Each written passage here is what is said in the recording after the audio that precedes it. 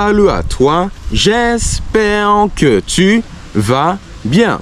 Pour moi, grâce à Dieu, dans la nature avec les arbres, les coqs, les poules, le vent, tout va pour le mieux. Grâce au Seigneur. J'aimerais ensemble qu'on puisse répondre à une question. Est-ce que la Bible dit la vérité? Donne-t-elle les clés concernant notre vie? A-t-elle une vision claire et précise du monde? Ou autrement dit, est-ce que l'Éternel est-il bien réel? Existe-t-il? C'est la question. Alors, je n'ai pas fait d'études en théologie, mais par la grâce de Dieu, avec mon histoire, des témoignages, de simples explications, nous allons ensemble réaliser qu'il nous faut croire, car j'ai fait le choix de croire en la parole de Dieu, et plus que jamais. Alors, si tu es prêt, seulement si c'est le cas, pour qu'à la fin de cette vidéo, tu sois convaincu de l'existence du Seigneur. Allons-y sans plus tarder. Démarrons simplement avec un petit témoignage. Il y a longtemps, je suis né chrétien, mais ce n'est seulement depuis quelques temps, à peine 1 an, maximum 2 ans, que j'ai compris un élément intéressant. C'est que Dieu existe. Et comment j'ai fait? Auparavant, j'étais centré sur moi. Mais le jour où j'ai ouvert les yeux, pour regarder le monde autour, là, des choses ont été comprises et révélées par le Seigneur. Alors démarrons ainsi. Dans la Bible, je ne compte pas donner trop de détails car j'ai fait une vidéo sur le sujet plutôt. On parle de Lucifer. Auparavant, Dieu a créé des anges, de nombreux anges, et parmi eux un prénommé Lucifer. Il était beau, grand, majestueux, et comment dire, il était aussi comme le chef de la chorale des chantres, un musicien. Sauf que ce Lucifer s'est laissé dévorer par son orgueil. Et là, le péché est né. Satan a fait le choix de s'opposer à son Créateur en l'Éternel. Il a perdu le combat et a été chassé, jeté sur la terre. Depuis cet instant précis, il a été, loin d'une mission, si je peux le dire vulgairement. En tout cas, il avait un objectif en tête, c'était propager le mal. Et les premières victimes, écoute bien, ont été Adam et Ève. À cause de la pomme, enfin pas de la pomme, du fruit, on dit que c'est une pomme, mais c'est une rumeur du fruit défendu qui a été mangé par Adam et Ève. Et si on avance encore, n'as-tu pas remarqué que ce comportement, l'action du mal est en train de s'accentuer? Car en effet, Apocalypse dit, c'est simple, que celui qui est bon progresse encore vers la sainteté, mais que celui qui est mauvais devienne davantage mauvais et semblable au diable. C'est comme s'il y a comme une séparation, une polarisation entre le bien et le mal. Et la Bible le dit bien. Au bout d'un moment, tu ne peux pas être ni entre les deux, ni à gauche et aussi en même temps à droite. Non. Plus le temps passe et plus l'action du mal est en train de grandir. Il n'y a jamais eu autant d'addictions, d'alcoolisme, d'addiction à la pornographie, à la drogue, de violence, de meurtre, de guerre, de bruit de guerre, de dérèglement sexuel avec l'immoralité, l'homosexualité. Le mariage n'est même plus autant important qu'auparavant, alors que ça a été une institution créée par Dieu. Maintenant, tout cela s'est envolé. Ce n'est pas le fruit du hasard, car Satan s'obstine à faire une seule chose: transformer, métamorphoser vers le mal les créations de Dieu. Il a mis le mariage. Qu'est-ce que Satan a mis? L'homosexualité, la bisexualité, tous ces mouvements qui sont incohérents. Dieu a mis la nature, la santé. L'homme mange de plus en plus mal. L'obésité prend du terrain. Il te donne l'occasion, dès la création, de passer du temps avec lui. Qu'est-ce que Satan fait? Les réseaux sociaux, ChatGPT, IA, TikTok, tu vois. Au fond, quand je regarde ce monde, je ne constate que de la souffrance. Il n'y a jamais eu autant de dépression, de maladies mentales, d'anxiété, de stress, de maladies, de cancer, parce que l'homme est en train de dégénérer. Regarde cette dégénérescence. Et quand je suis rentré dans la sphère du développement personnel, tout de suite ce constat a été fait, que le monde va mal. Sauf que ce développement personnel n'avait pas de solution pour l'humanité, mais plutôt pour soi. Je peux m'améliorer, mais je ne sais pas que faire avec les autres. La seule solution face à ce chaos, qui selon la Bible n'est pas quelque chose de nouveau, d'hasardeux, mais d'attendu, non pas inattendu, mais d'attendu. On le voyait arriver de loin dans la parole du Seigneur. Le seul remède, c'est Dieu. Car c'est Dieu qui a transformé ma vie.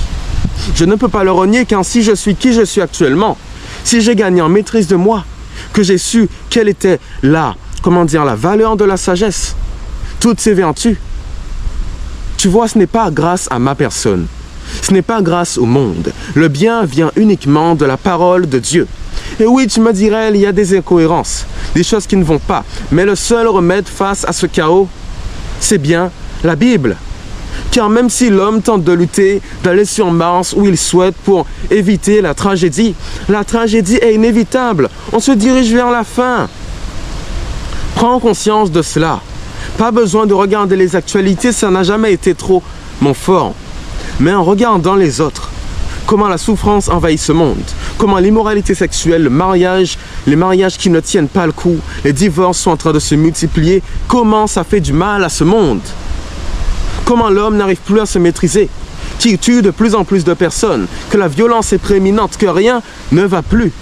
J'aimerais dire qu'il y a un seul remède, et c'est la parole du Seigneur.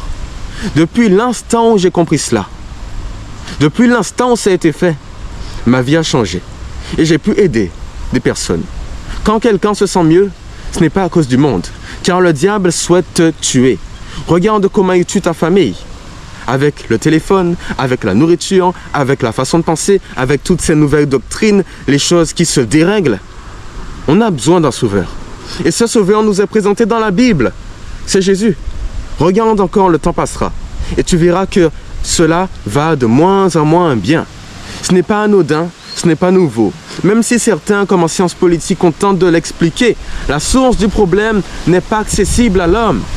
La source du problème, c'est un conflit cosmique entre le bien et le mal. Et depuis que Satan s'est donné pour mission de faire souffrir son peuple, et donc à l'occasion le Créateur, Dieu, rien ne va plus.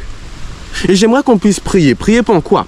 Afin que tu crois qu'ici, dans la parole de Dieu, cette Bible, je ne vais pas te la montrer. Enfin, si, je le ferai quand même. Elle n'est pas en bon état, c'est la première, la voilà. Mais comprends que cette Bible a la vérité entre ses mains. Et que si tu veux gagner en sagesse, avoir un mariage solide, des projets qui fonctionnent, tu as besoin du Seigneur l'Éternel. Si tu as un conflit avec moi, pas de souci. Mais je t'ai partagé du fond de mon esprit, de mon âme, de mon cœur, comme on dit, le fond de ma pensée.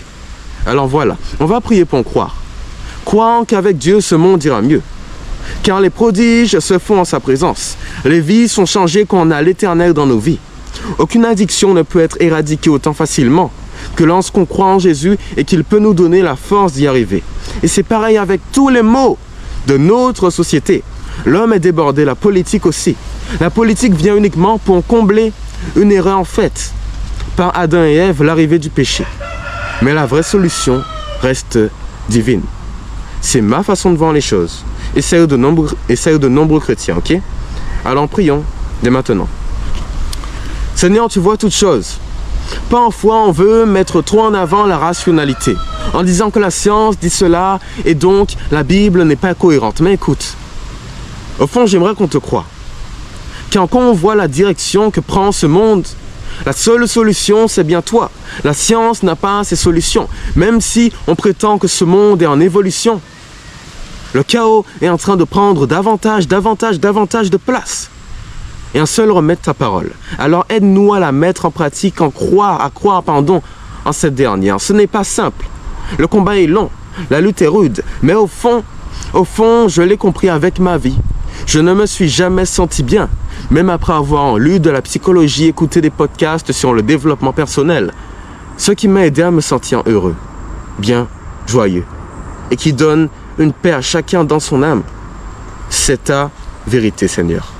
Alors aide-nous à croire en tes mots, en tes mots, à te faire confiance coûte que coûte. Le doute est présent, je ne sais plus quoi dire, mais au fond, tu es là et parle au cœur de toutes les personnes réticentes. Donne-nous la foi de croire en toi, mon Dieu. Je t'ai prié, nous t'avons tous prié au nom de Jésus et pour ta gloire, amen, amen. Alors, j'espère que cette vidéo t'a plu. Si c'est le cas, tu pourrais t'abonner, l'aimer, la commenter car tu n'es pas d'accord avec moi. Tu l'es. Tu pourrais dire Amen, Alléluia, car cette parole, c'est la vérité. Et c'est ma vision des choses, comme celle, je l'ai déjà dit, de nombreux chrétiens. Face à un monde qui tourne à l'envers. La seule solution, c'est l'Éternel.